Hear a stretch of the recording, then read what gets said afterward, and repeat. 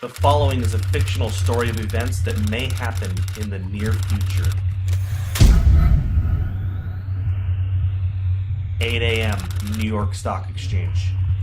It's a cold, breezy day on Wall Street as markets await the Federal Reserve's announcement for QE4. Futures are up significantly. The Dow Jones just breached its 2008 high of 14,164.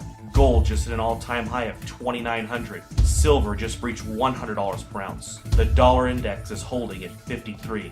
With official unemployment at 16.3%, there is a nervous feeling on Wall Street that if this doesn't work, the world could implode into a depression that will last for the remainder of the decade. 8:19 a.m. Beijing.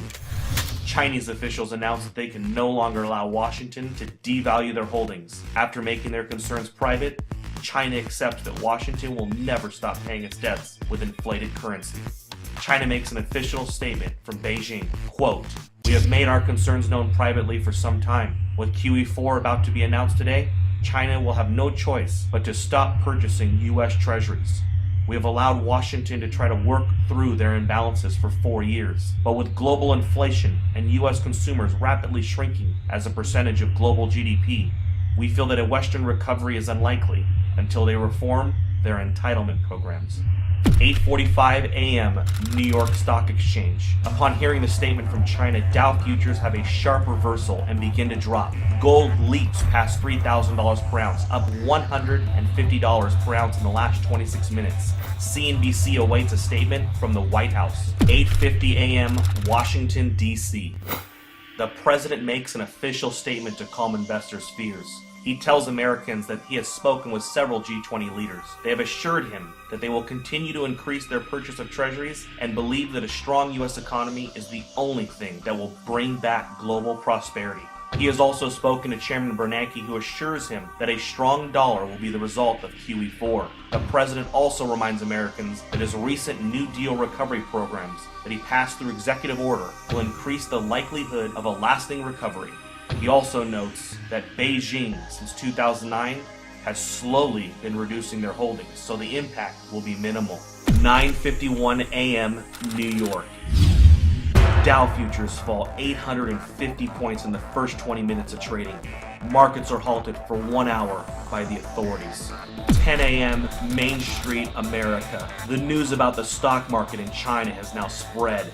A panic begins to sit in and unprepared Americans rush to the grocery store. In an attempt to purchase food and water, Americans that didn't know what was going on are alerted by all of the news stories and panic buying. Within 50 minutes, there is a nationwide rush to the stores. Empty store shelves in America become a reality. 10:52 a.m. New York. Markets reopen and the Dow Jones resumes its collapse. Investors around the world join the sell-off in bonds and stocks and begin to purchase commodities. Unlike the panic of 2008, this time commodities are seen as the only safe haven from a dollar crisis.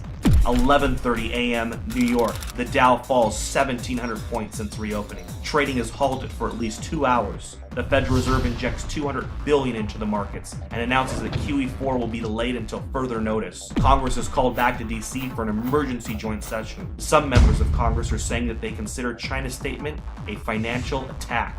12 p.m. Main Street, America. Several cities begin to see civil unrest after grocery stores are forced to close. Traffic in the streets and violence break out. The president puts the National Guard on alert for a possible deployment onto U.S. streets if things don't get under control soon. Several news agencies are reporting injuries at grocery chains and call for the authorities to do something before it gets worse. 12:15 p.m. Toronto, Canada. George Soros tells CNBC that a run on treasuries is imminent and that there is nothing the government can do to stop it. He says it is unfortunate that a controlled decline of the dollar was not coordinated better over the years. Today really could have been avoided if not for the Tea Party politicians who demanded fiscal responsibility and a constitutional government. 3 p.m. Gold closes at $11.53 for the day at $4,053 per ounce. Silver closes at $173 per ounce. The president announces that due to civil unrest in some areas of the country, U.S. stock markets will remain closed for the rest of the day. With the exception of mining and other inflation-related stocks, the majority of U.S. stocks are down significantly due to the sell-off and flight to safety in commodities. The Federal Reserve announces that it will begin to purchase U.S. treasuries and stocks in order to stabilize the markets. But this only feeds investors' fears of a full-blown treasury run and collapse of the dollar. 6 p.m.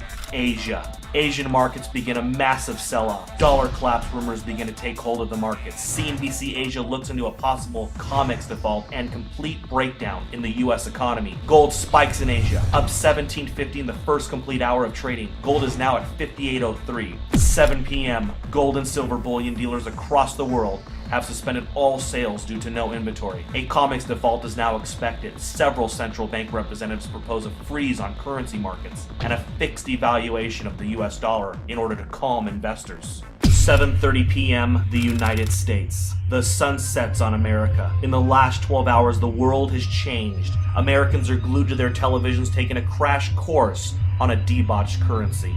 Smoke from fires in the cities have put a dark cloud over the nation. 7:45, the Federal Reserve. The Federal Reserve announces it will inject $1.5 trillion into the markets in order to stop any further decline in stocks. 7:55 p.m., OPEC.